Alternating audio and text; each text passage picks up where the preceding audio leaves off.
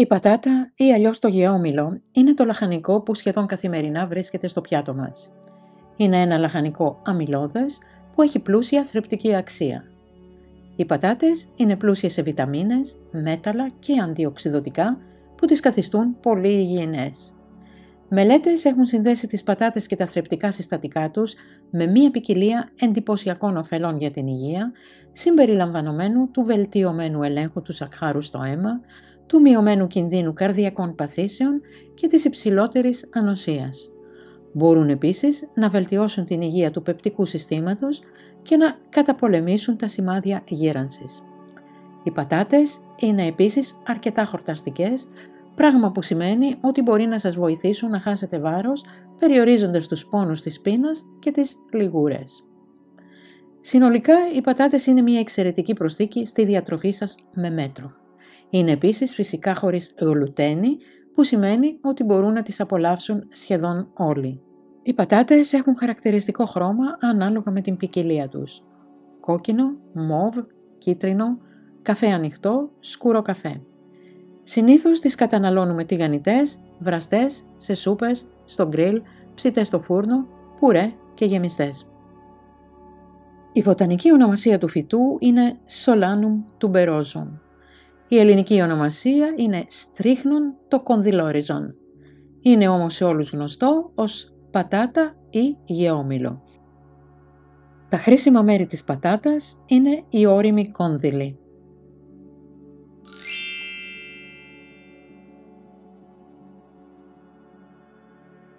Ο κόνδυλος, η γνωστή μας πατάτα, περιέχει τανίνη, βιταμίνες C, B1, B2, B6, παντοθενικό οξύ, βιταμίνη P, άμυλο, οργανικά οξέα και ακετιχολίνη. Όσο είναι πράσινη και όταν πετάξει φύτρο, περιέχει και σολανίνη.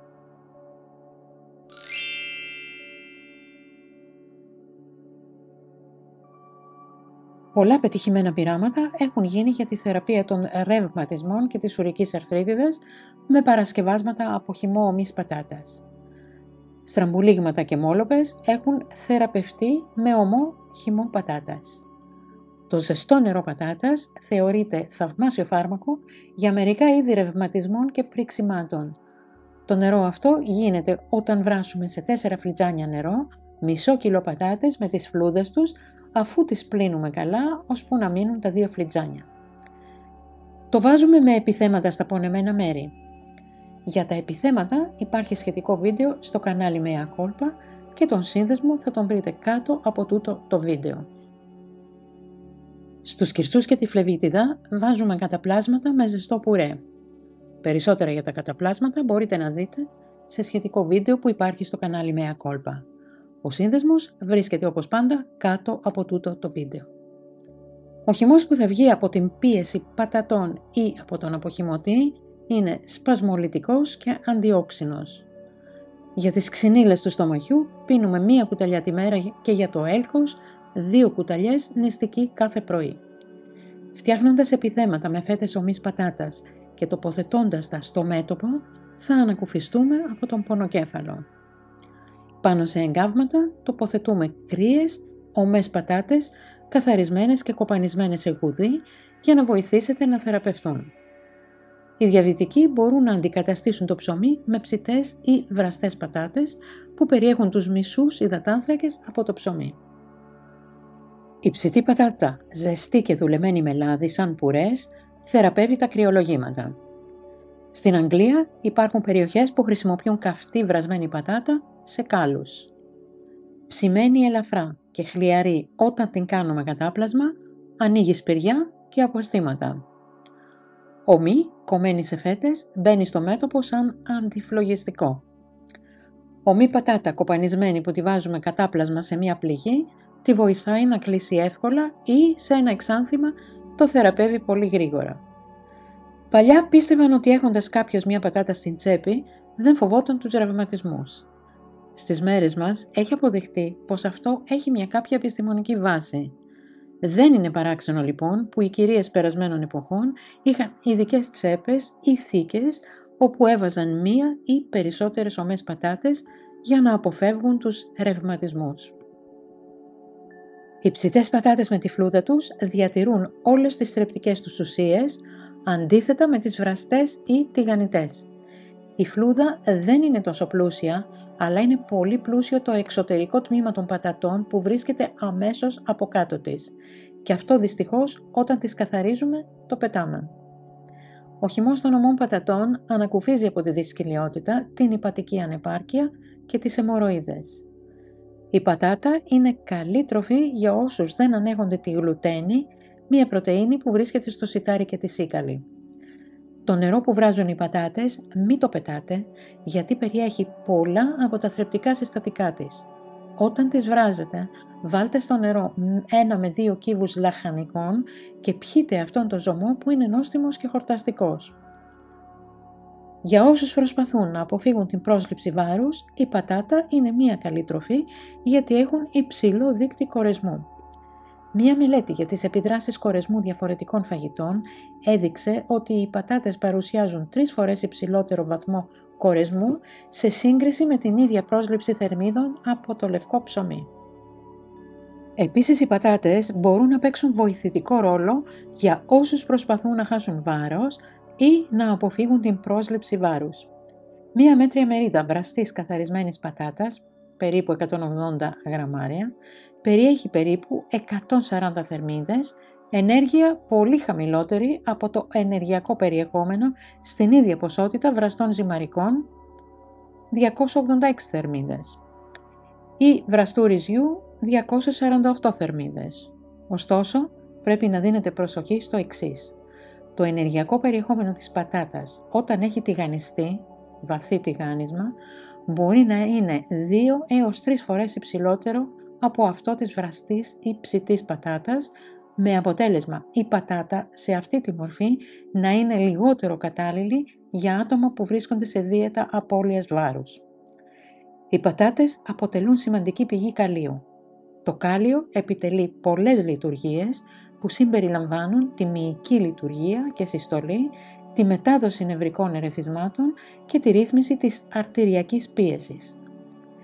Οι πατάτες είναι μία αξιόπιστη πηγή βιταμίνης C. Μία μέτρια βραστή πατάτα, 180 γραμμάρια, περιέχει περίπου 10 mg βιταμίνης C, ποσότητα που αντιστοιχεί στο 1/8 της ημερήσιας απαίτησης για έναν ενήλικα. Οι πατάτες αποτελούν σημαντική πηγή βιταμινών B1, B2 και B6.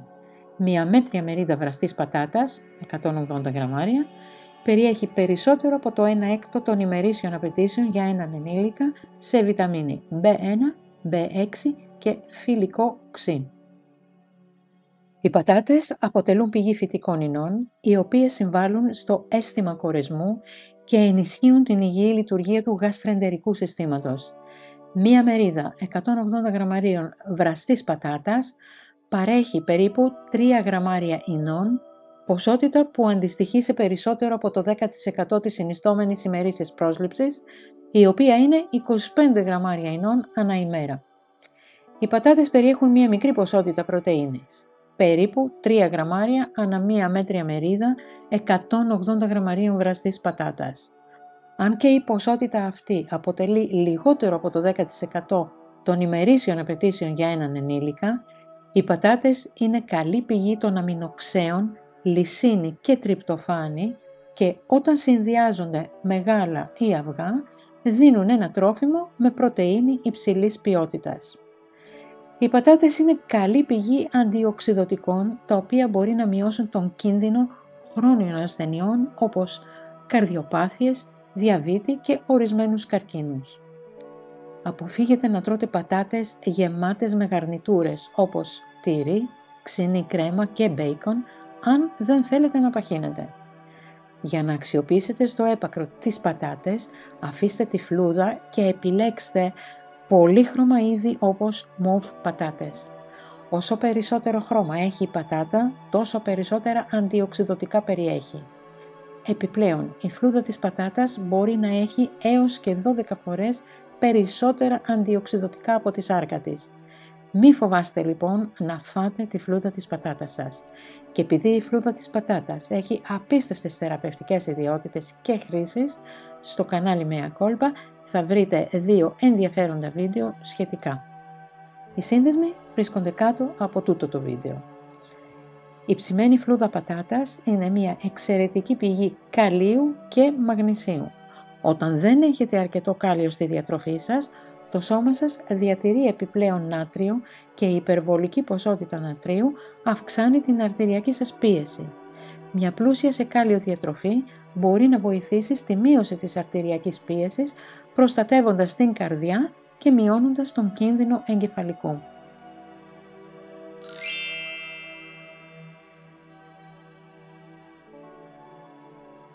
Οι πατάτες με φύτρα δεν πρέπει να χρησιμοποιούνται στη μαγειρική, ούτε βέβαια ως φάρμακο, γιατί με το φύτρωμα αναπτύσσουν μέσα τους τη σολανίνη που προκαλεί γαστρεντερικές διαταραχές ή και δηλητηριάσεις.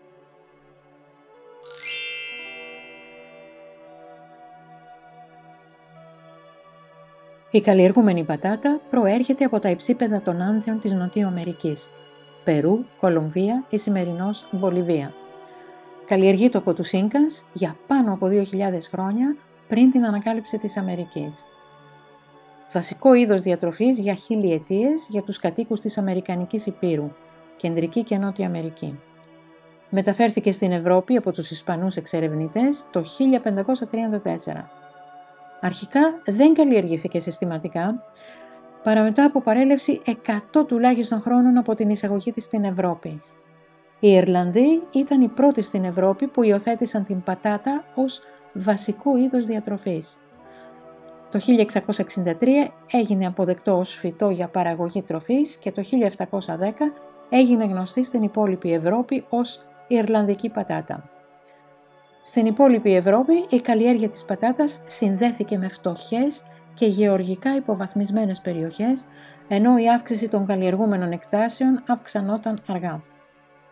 Τελικά, η καλλιέργεια της πατάτας απέκτησε σημαντική αξία, ιδίως ως παραγωγή τροφής των ασθενέστερων τάξεων, έτσι ώστε καταστροφές της καλλιέργειας να προκαλεί λοιμούς. Χαρακτηριστικό παράδειγμα του μεγάλου λοιμού στην Ευρώπη από περονόσπορο, που μόνο στην Ιρλανδία κατά τα έτη 1845 και 1846 επέφερε το θάνατο από πείνα σε πάνω από 1 εκατομμύριο ανθρώπους και ανάγκασε άλλο 1 εκατομμύριο να μεταναστεύσουν στη Βόρεια Αμερική. Το γεγονός ότι η πατάτα στη Βόρεια Αμερική δεν προήλθε από την Κεντρική Αμερική, αλλά μεταφέρθηκε από Ιρλανδούς και Σκοτσέζους μετανάστες, είναι παράξενο. Επομένως, στη Βόρεια Αμερική χρησιμοποιήθηκε και καλλιεργήθηκε γενετικό υλικό που εξελίχθηκε στην Ευρώπη και όχι ντόπιο γενετικό υλικό της Αμερικής. Στην Ελλάδα η εισαγωγή της πατάτας έγινε το 1930 και είναι χαρακτηριστική η ιστορία με την απαγόρευση της κατανάλωσής της από τον Καποδίστρια ώστε να γίνει γνωστή ως καλλιέργεια. Στις μέρες μας η πατάτα αποτελεί το μοναδικό λαχανικό μεταξύ των 5 κυριότερων καλλιεργούμενων φυτών.